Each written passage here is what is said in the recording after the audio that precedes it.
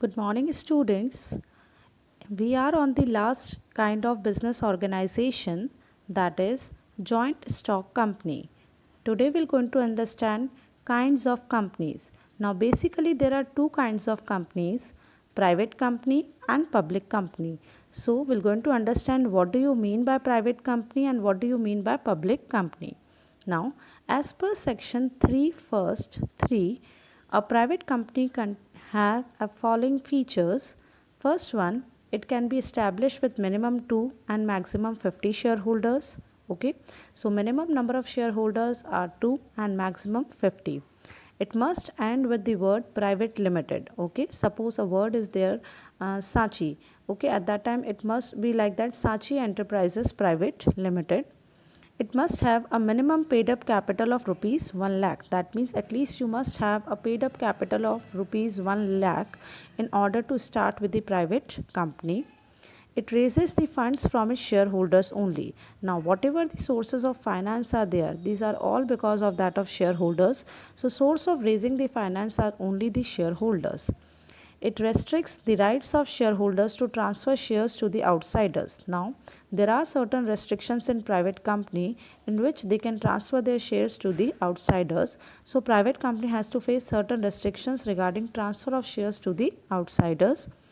It cannot invite outsiders or general public for the issue of shares or any kind of loans or deposits. Okay, so it cannot invite, no invitation is allowed to be given to the general public to come and just invest into the shares of private company. Okay, coming to the next one, that is public company. Now the definition of public company is given under section 3 first 4. Public company contains the following features. Now here the minimum paid up capital is of 5 lakh rupees. Their minimum number of members was 2. Here minimum number of members are 7 and maximum there is no limit. Now here there is no restriction on transfer of shares to the outsiders. You can freely transfer of shares from one person to another.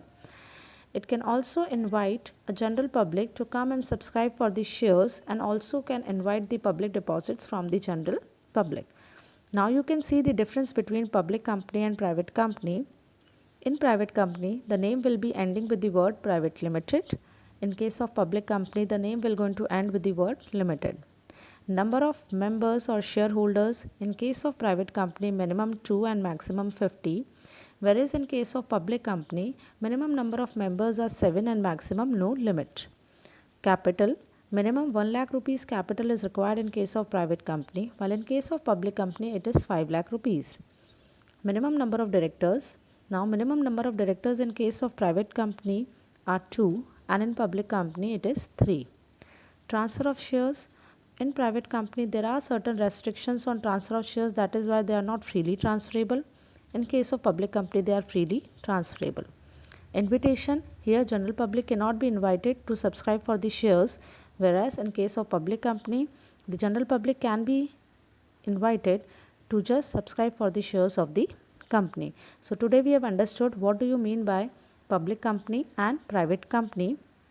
Now we're going to understand the another one, that is one person company. Now one person company is that type of private company which is being incorporated and registered under the Companies Act 2013. It has minimum of one director and one shareholder. A single natural person can also be a director also and at the same time shareholder also, provided a person must be a natural person. Okay, along with that he must be an Indian citizen and must be the resident of India only. Okay, now here appointment of nominee is required in case of OPC. Why? Because in case of any death, insanity or lunacy of that particular person, a nominee must be there to whom the company can be handed over. So we have learned that one person company is a private company which is being registered and incorporated under the Companies Act 2013. It can be started with at least one director and one shareholder. A same person can be director also and shareholder also, but provided that person must be a natural person.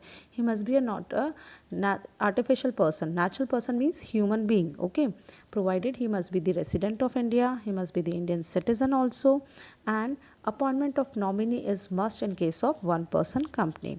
Now let's go towards the features of one person company. Now incorporation, it is being incorporated or formed as a private company, and the word OPC has to be mentioned under the name of the company. Okay, whatever name you are taking for your company, under that you have to mention in a bracket OPC. Membership, it can start with at least one member who can be a director also and can be a shareholder also at a single point of time, provided he must be a natural person, Indian citizen, and a resident of India.